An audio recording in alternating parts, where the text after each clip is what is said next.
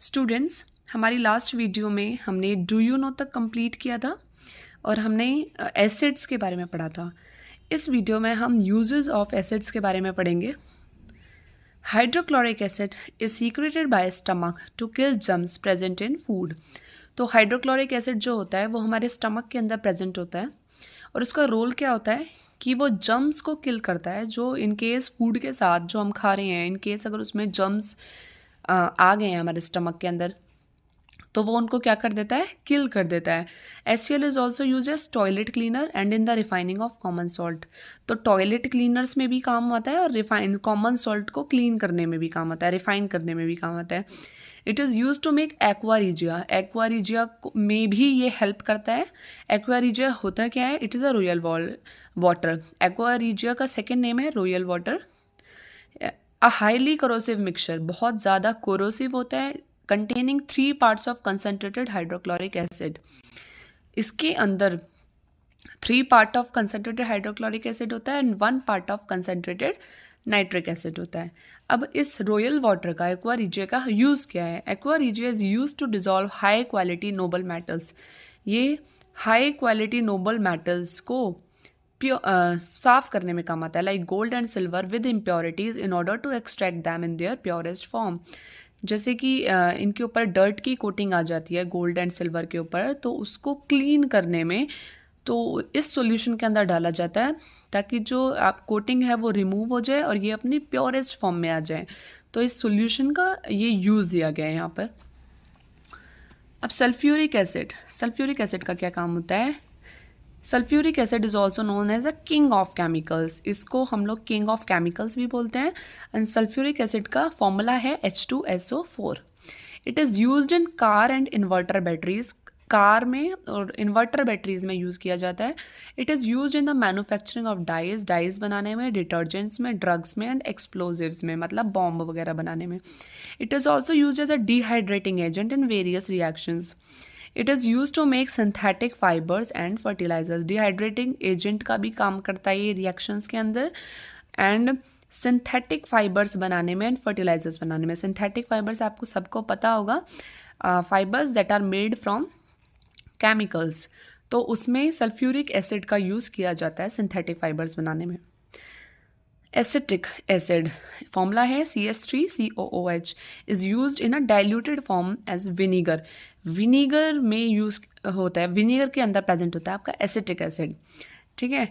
It is used as a food preservative. ये food preservative में भी, मतलब फूड को प्रिजर्व करने में भी काम आता है। इन पिकल्स, अचार में प्रेजेंट होता है आपका vinegar, right.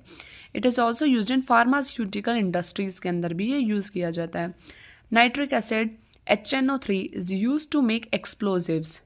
Nitric acid bomb बनाने में काम आता है। ये हाईली कोरोसिव होता है, like TNT, try nitrotoluene.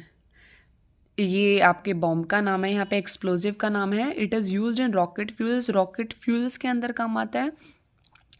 And to make fertilisers, fertilisers that we used in fields. तो फर्टिलाइजर्स बनाने में भी आपका यूज़ होता है नाइट्रिक एसिड का। And as a cleaning agent in cleaning stainless steel, जो आपकी SS की स्टील्स होती हैं जो आपके घरों में लगी होती हैं, उनको साफ करने में भी आपका नाइट्रिक एसिड बहुत बड़ा हेल्प करता है, ठीक है। Okay, these are some check points given in your book. Name the acid present in curd. Yes, we have done yesterday. Lactic acid, okay. Which acid is known as a king of chemicals? Here it is written, king of chemicals is sulfuric acid. Expand the term TNT. TNT की full form क्या है? Here it is given. Where it is used? It is used in explosives. So you have to do these questions. Now the topic comes bases. So we have done the topic acids, acids properties and acids uses. Now another topic comes, that is bases and their types. तो bases क्या होते हैं? The chemicals which are bitter in taste. कड़वे होते हैं ये test में, slippery होते हैं मतलब सॉफ्ट होते हैं, फिसलते हैं, स्लिपरी टू टच जैसे कि पाउडर होता है, and turn red litmus blue. और उस एसिड में क्या था कि ब्लू लिटमस को रेड में चेंज हो जाता था, इसमें रेड लिटमस ब्लू में चेंज हो जाता है। Are called bases such as baking soda. Example हैं ये बेसिस के, you have to learn these. Baking soda, soap, dish washing soap, मतलब जिससे बर्तन धोए जाते हैं वो वाला सोप, टूथपेस्ट एक्सेट्रा, इन सब में बेसिस प्रेजेंट होता है.